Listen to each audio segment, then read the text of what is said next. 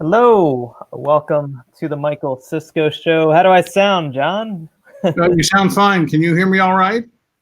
Good. I always have technical issues in the beginning of my show. Looks like we're doing better these days. But anyways, audience, welcome and welcome to the show, Mr. John Truman Wolfe. He is a author of 19 books, including the bestseller, Amazon bestseller, The Untold Story of the Global Financial Coup and What You Can Do About It. So welcome to the show. I'm sure that my introduction was lacking. Mr. Wolfe, could you introduce yourself to the audience and describe your latest work and what brings you on, what you're here to talk about today? Sure. My background, my academic training actually is in American history. I taught at the San Jose State University here in the smoky state of California many years ago. Transitioned into banking. I was a banker in San Francisco and then in Beverly Hills for some years. Then co-founded what's called a business management company. That's a niche industry in Los Angeles and New York. We handle the business and financial affairs of entertainment people, actresses, actors, producers, directors, screenwriters. They all, working entertainment professionals have business managers. So we handle the finances and investments and so forth. I did that for 20 some odd years. I retired in 2006. I started writing. And I've been writing on matters of, finance primarily. I now publish a financial newsletter called Strategic Financial Intelligence, strategicfinancialintelligence.com. And focus, not exclusively, but to a large degree on what's really happening in the global financial system in terms of converting from cash to a digital system, which is very, very, very much in progress and which most people don't know. I also focus to a very certain degree on precious metals. So I write books, as you mentioned, and I not only nonfiction, but I have a detective series which I enjoy writing. It's a lot more fun than writing about global finance, but the nonfiction stuff sells better, frankly. So yeah, and I'd be delighted to share some information about what's going on in terms of the planet's monetary system. Okay. Yeah. So is there I know with COVID-19, we kind of experienced a bit of a depression of sorts, but what's going on with this coming bank crisis? And is it related at all to any of the current events? Well, it's not related to the so-called pandemic. One of the problems, Michael, is this. This planet's banks are awash with things called derivatives.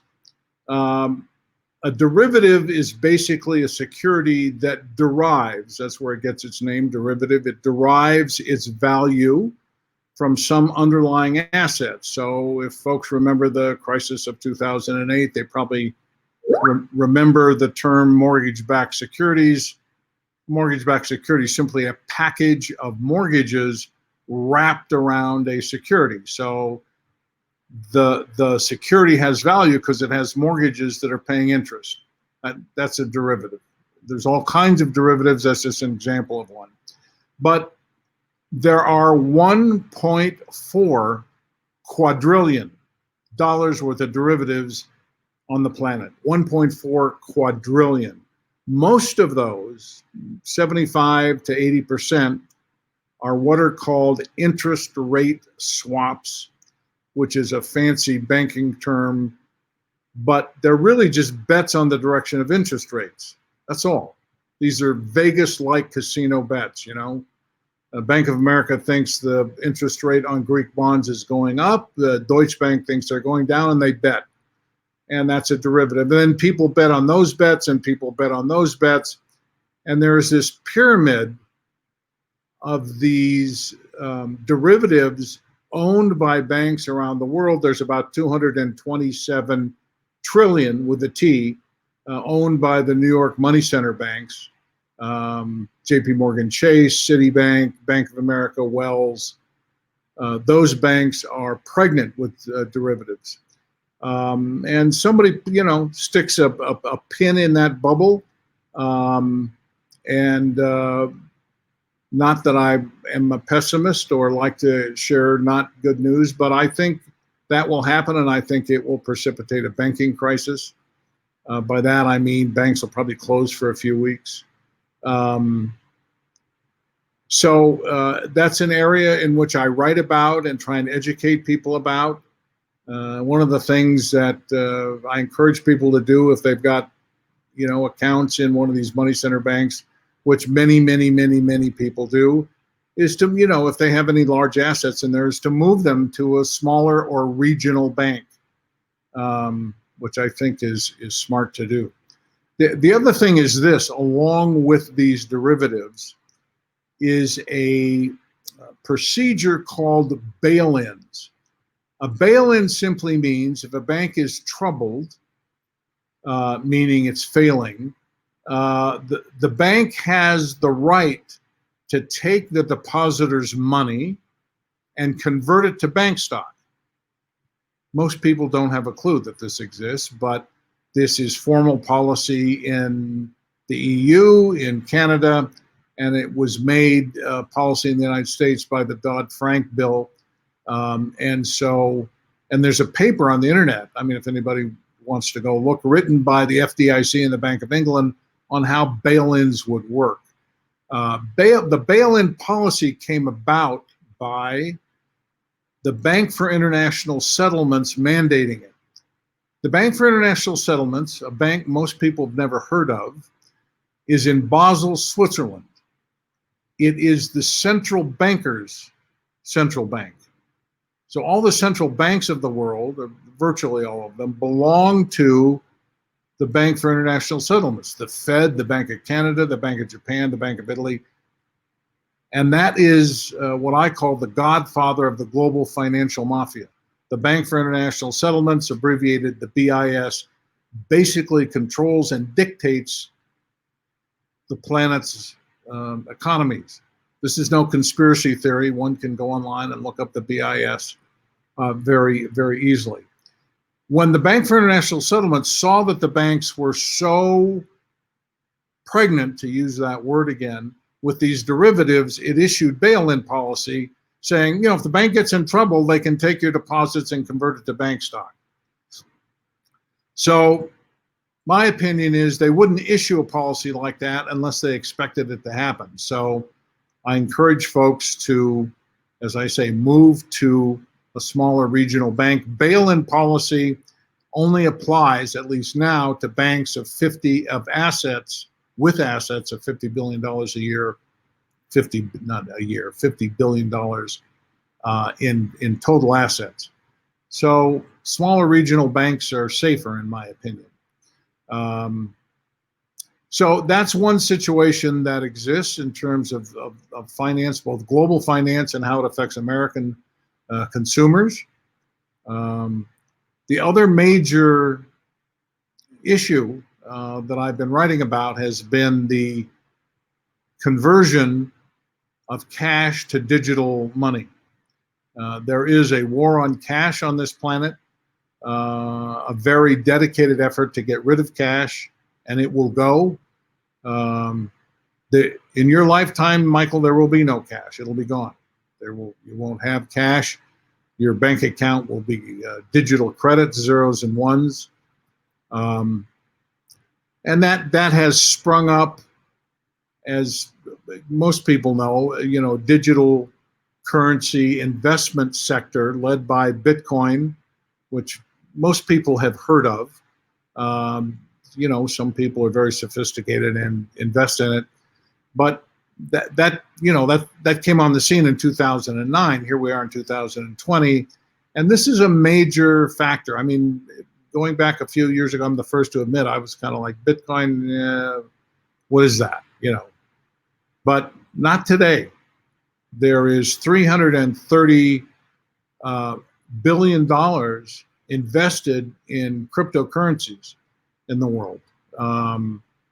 That's the what's called the market cap. So, and Bitcoin remains the biggest, but there are thousands of these things now, virtually thousands, and not all have. In fact, most of them, in my opinion, aren't worth much. But the top 22 of the last figure I heard, there's 7,000 cryptocurrencies. So, but the top 22 have market caps of $1 billion or more. And they're serious investments. There are there's more than two kinds, but I'll say there's two kinds of digital currencies. There are currencies like Bitcoin that are simply investment vehicles. There's no product of Bitcoin. It was originally designed to be money, international money, and there are vendors that accept Bitcoin in payment for things. But that hasn't really been its primary focus. Its primary focus has been just as an investment, like soybeans or cotton or gold or silver. It goes up and it goes down, but it doesn't have those things that I mentioned are products or commodities. Bitcoin has nothing other than people's opinion. There are other cryptocurrencies that have products that they produce, that they have services that they make available. Ethereum, a very good one.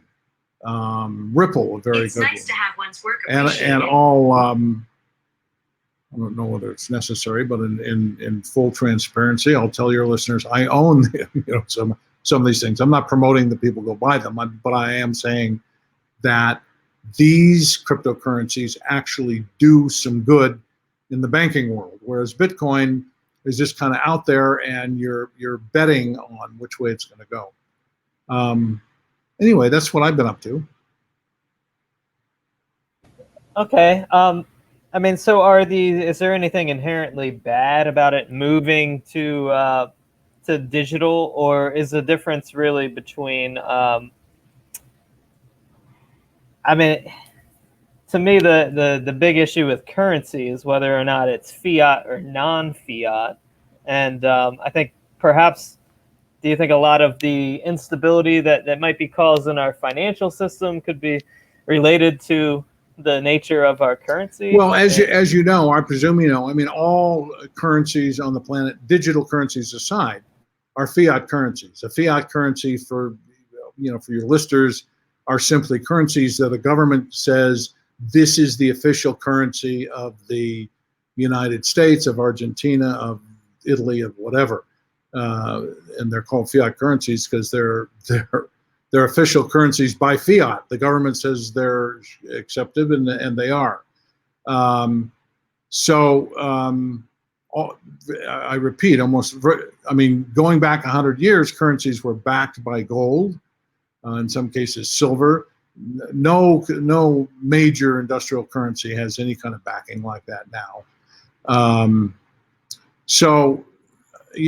think that system would have continued if the digital revolution hadn't come upon us. And I do think there are things that are inherently bad about digital accounts, because it gives the government much more control over your bank accounts. You'll have nothing but zeros and ones in your account. And, governments can control what you do with those digits, which is not the case now. And it's one of the reasons why there's a war on cash. Governments can't control that. You can take cash out of the bank and stick it under your mattress or whatever, and they don't know, and they can't control it. The same with precious metals, gold and silver is that way. So the war currently is on cash, to get rid of it, and to convert bank accounts to digital assets, and then they can control them. So I think that's a huge liability of that agenda. While it's a ways off, this isn't happening tomorrow. At the same time, Most folks don't understand how fast that movement is going. Beijing, as we speak, has now got a national digital currency, the eRMB. RMB is short for renminbi, which is one of the names of the Chinese currency. Chinese currencies goes by the name of the yuan or the renminbi, and the digital currency is called the eRMB, and that now is being tested by the CCP, the Chinese Communist Party, in 4 states in China. And people are being paid, Michael, in digital currency. So this whole agenda is being moved forward in China as we speak. In addition to that, a survey by the Bank for International Settlements, this godfather of all the banks on the planet, did a survey and found out that 70% of the central banks on the planet are in the process of investigating national digital currencies, or in some cases, they have implemented national digital currencies. Ecuador, for instance, has a national digital currency, as does one of the Scandinavian countries. I can't remember which one right this second. I think it's Norway, but I'm not positive. I think the Ukraine's got a national digital currency. So this isn't, I repeat, some conspiracy theory. This is happening. And it's a major shift in the planet's financial structure and its monetary structure. I don't consider it a good movement, but it's happening. So this, is it being pushed by the Bank for International Settlements, or are they just the ones kind of gauging? Because you said that they were monitoring other banks who were doing it. But I guess my real question is who is behind, who benefits besides just governments? Is it international, like an international cabal of some sort, or is it just that individual governments will benefit by having more control? Well, the last thing you said is true, but yes, it's being pushed by the BIS. They're not a passive player here. The major financial institutions on the planet are the BIS, which sits at the top of that pyramid. Below them is the IMF and the World Bank, the International Monetary Fund and the World Bank, which are global financial institutions founded shortly after the Second World War to be helpful to war-torn Europe and so forth, but have become global predators, Michael. And the product of the World Bank, for instance, their product, what they produce, is indebted nations. That's what they produce. The banking industry and the governments work hand in hand. There's a very synergistic relationship there, and so I don't know that I'd call it a cabal, but that's not a bad word. Clearly, there is an effort, and if you want to use buzzwords of the financial elite to push this agenda, and that includes these financial institutions, the BIS, the IMF, the World Bank, as well as the central banks of the world. And as you know, and probably your listeners know, the Federal Reserve Bank, the National Bank of the United States, is a private bank. It's owned by the New York banks. And while it has the name Federal Reserve Bank, there's nothing federal about it, other than the fact that the president appoints the chairman of the Fed.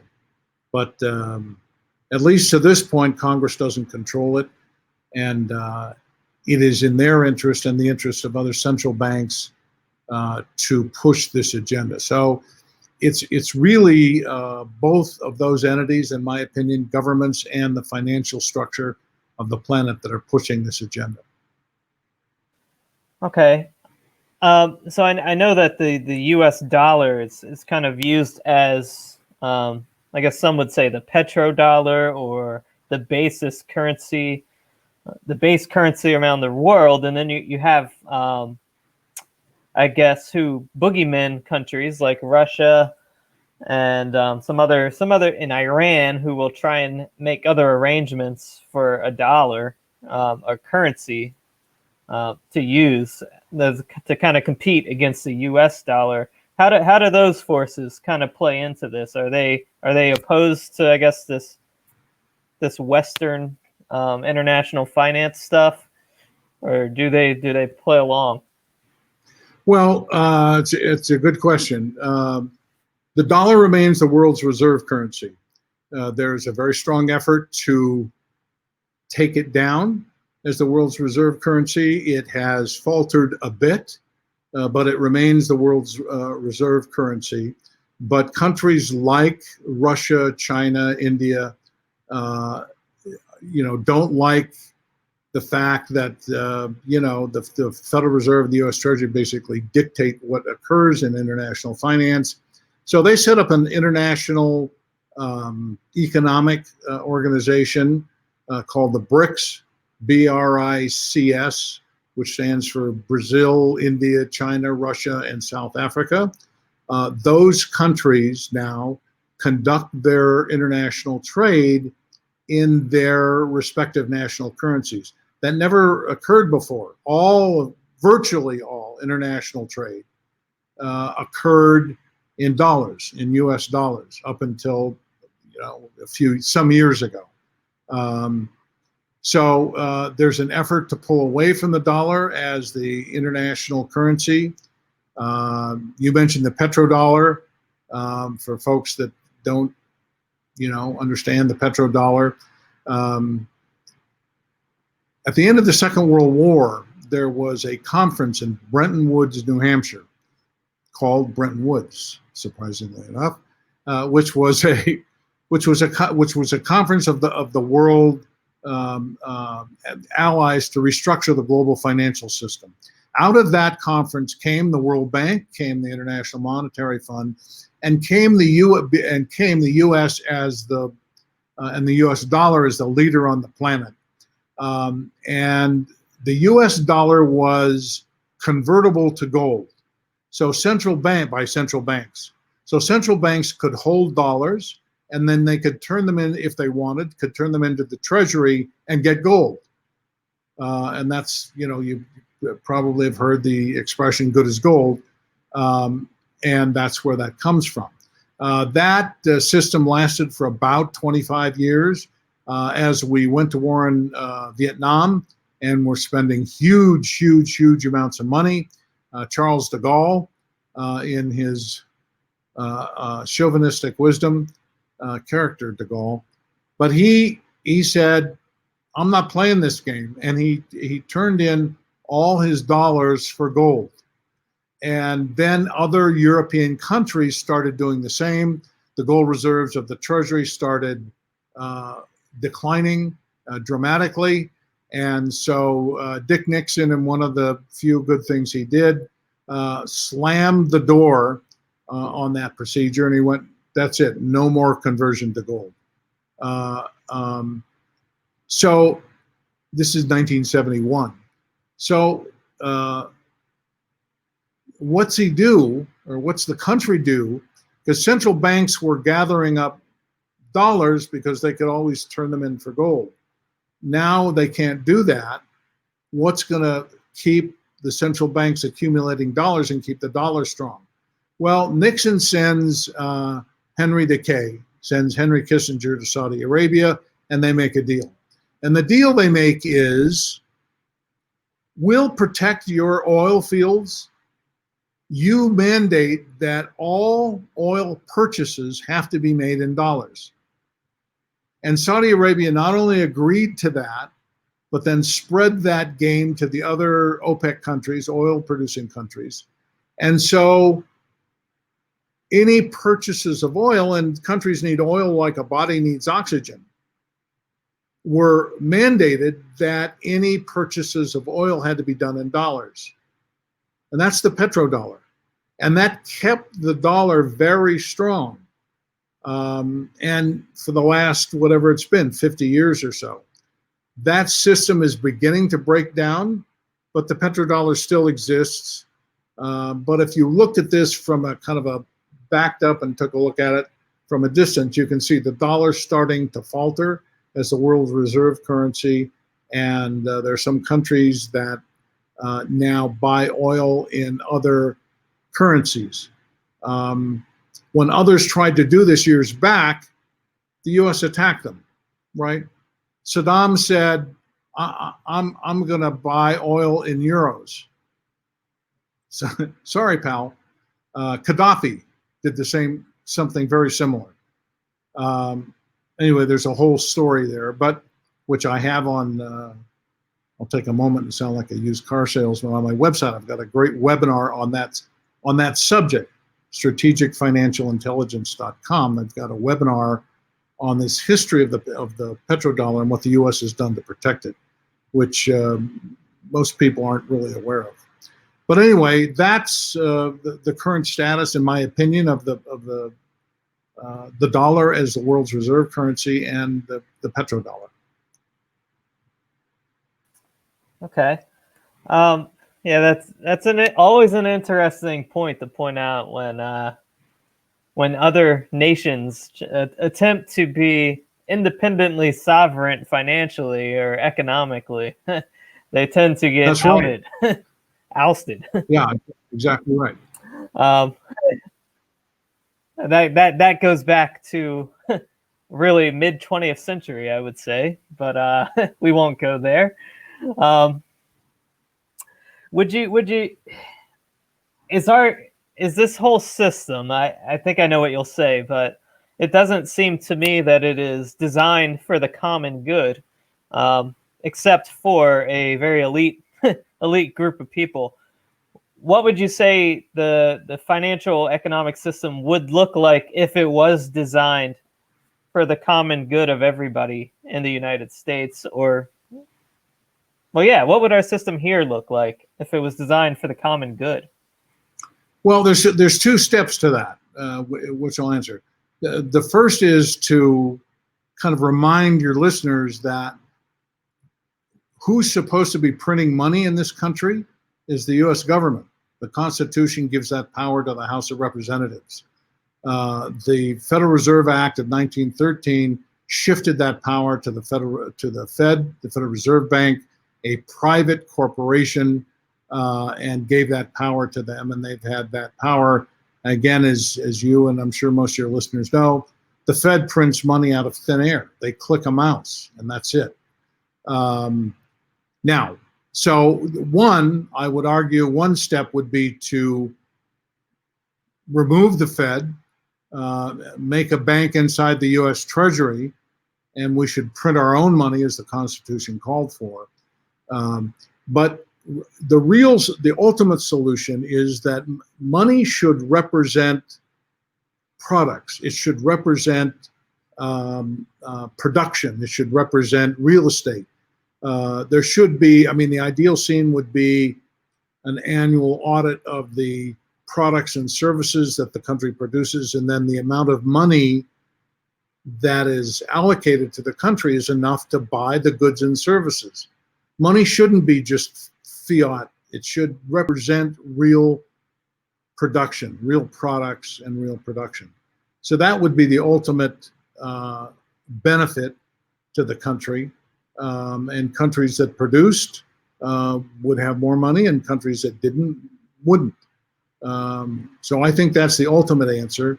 But the step before that would be to get rid of the Fed and put the economic system under the Treasury, the banking and so forth under the Treasury. There's no need for the Fed, Michael. They make this money up out of whole cloth. They charge interest. They buy the debt of the government. It's a joke, actually. Yeah, well, they leverage debt, which is kind of their leverage, is the debt, as you mentioned, that they create indebted nations. But is the debt as real as or as fake as the money is, per se? Well, theoretically, it's not. The U.S. government, and probably most of the other governments around the world, but speaking of the United States, they do their financial planning backwards. They go, the They look at what they're how much are we going to spend? War, welfare, interest on the debt. How much we're going to spend? We're going to spend $4.5 trillion this year. Okay, what's the revenue? Oh, tax revenue is 3.5 billion. Oh, we're $1 trillion short. What do we do? Well, we'll borrow it. So the Treasury issues IOUs. They're called Treasury bills or Treasury notes or Treasury bonds. Bills are short-term, notes are medium-term, bonds are long-term, but they're all just IOUs that the Treasury issues. There's an actual certificate there. There's an IOU there, which is different than, it's a step above what you're talking about the Fed doing, which is they just click a mouse. There's nothing there. So there is some reality to that debt. What's going to happen to it is another question. We're sitting at what? I lose track. I think it's close to 24 trillion now in debt. Are we ever going to repay that? I have no idea how, frankly. Yeah, well, I mean, it seems like the only enforceable thing to it is really sovereign might for any of this. So it's like it's like the will of the sovereign ultimately. Yeah, that's true. Which is kind of the joke. So I mean, if they wanted to hit reset on the whole program, it seems like they could, but who does that benefit? That doesn't benefit the people running the show right now. So yeah, exactly, and it takes away control of the government by the bankers.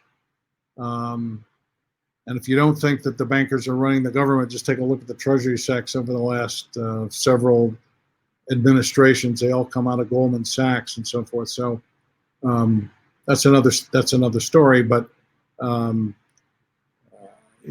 clearly, governments, presidents, and others think that they're the effect of the Fed and what the Fed decides, and the Fed has got this power based on this act in 1913.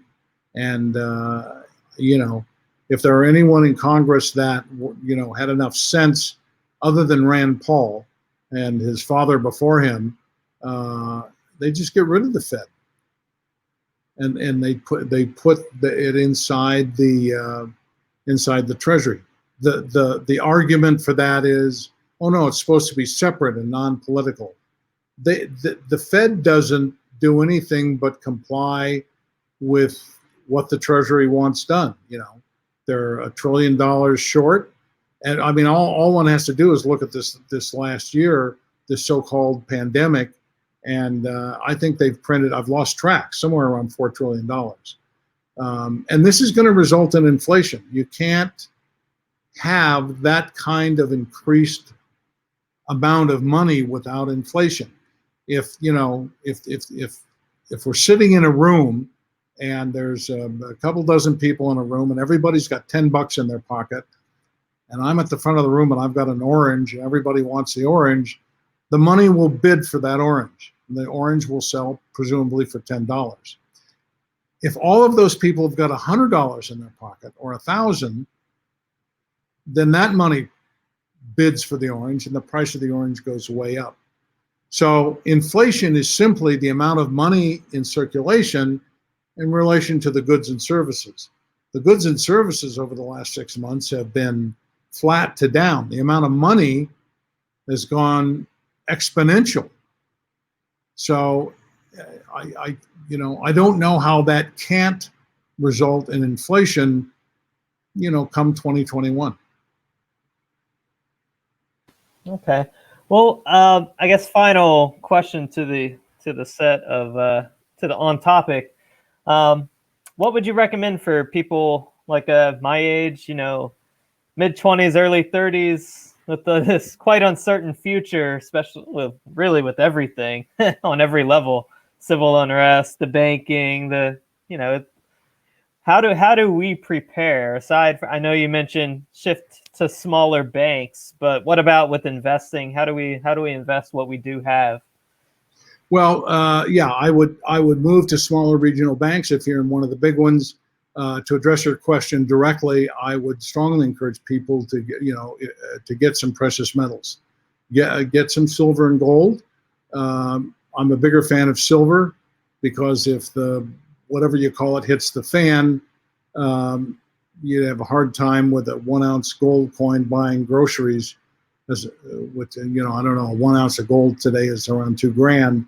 An ounce of silver is about $30. So I think it's much better to have. Those markets tend to go up in tandem. Both the gold and the silver markets have broken to the upside. They have commenced a bull market. I think they're going to continue to increase at least over the next couple of years. So if I were 30 years old, I'd just start accumulating silver. You get, I would encourage the purchase of silver, what are called silver eagles, which are 1 ounce silver coins that the U.S. government produces. They produce many industrial nations produce bullion coins. So in the United States, they're called eagles. They have a silver eagle, a 1 ounce silver coin, and a 1 ounce gold coin. I'm sure people have heard, the maple leaf in Canada, the Krugerrand in South Africa, the panda in China. So ours is called eagles. I would encourage people to get 1 ounce silver eagles, and just start accumulating them. Put them in a safe in your house. I am a fan of keeping those assets close to hand, because if there's a crisis, if there's a banking crisis, your ATM and your credit cards are not going to be useful, at least for a while. So and there's a lot of good services that provide storage of precious metals in Singapore and Australia, etc. I don't want to have to call Singapore and go, send me my silver. So that's what I would do.